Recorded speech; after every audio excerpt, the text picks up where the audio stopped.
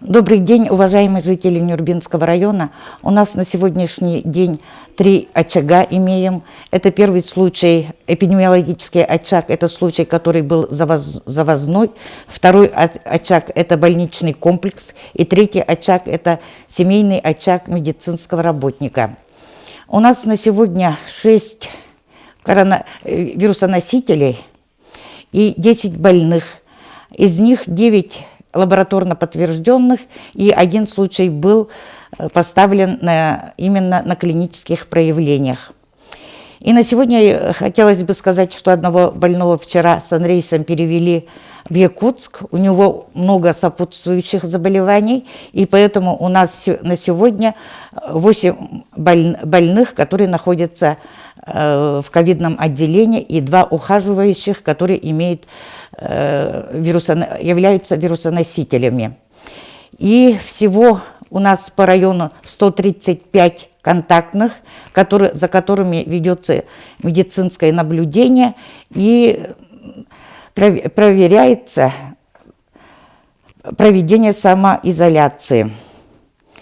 Хотелось бы сказать, что вирусоносители – это люди, которые имеют в организме вирус, но нет клинических проявлений.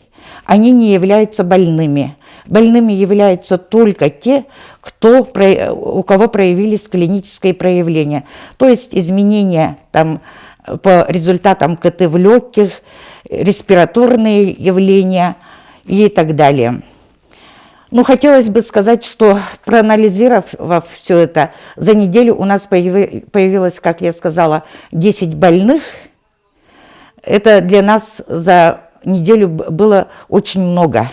И 6 вирусоносителей. Поэтому оперативным штабом Нюрбинского района было предложено, чтобы на Нюрбинский район, то есть на 2 муниципальных образования, в которых наблюдаются вот эти наши вирусоносители и больные, это МО «Октябрьский наслед» и город Нюрба, перевести на полную самоизоляцию.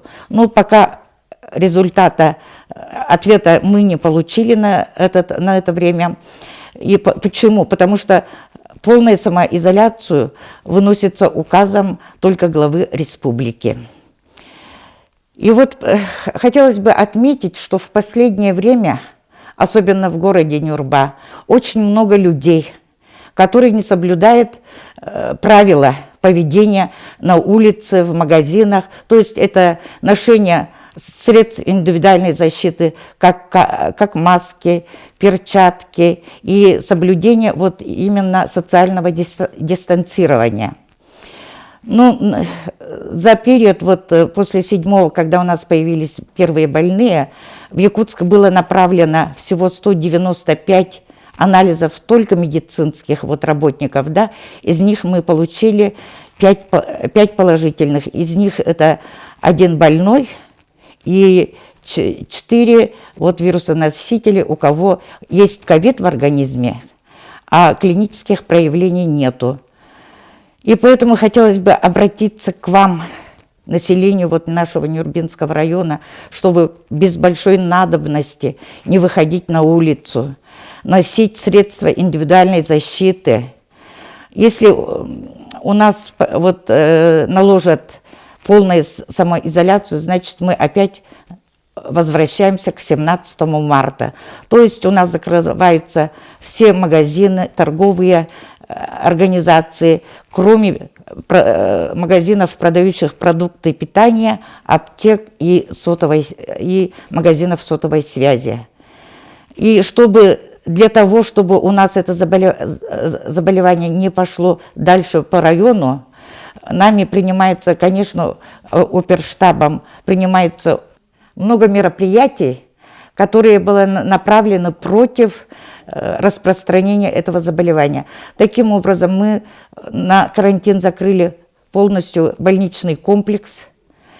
Пока всех больных, которые находились в это время в хирургическом отделении, их перевели в обсерватор села Чапанда на базе врачебной амбулатории, где находится у нас 12 человек. Они должны пройти там самоизоляцию и меднаблюдение в течение 14 дней после контакта с больными. но это у них идет до 19 июня.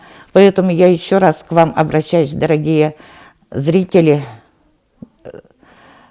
жители Нюрбинского района, чтобы мы все выполняли правила поведения и самоизоляции.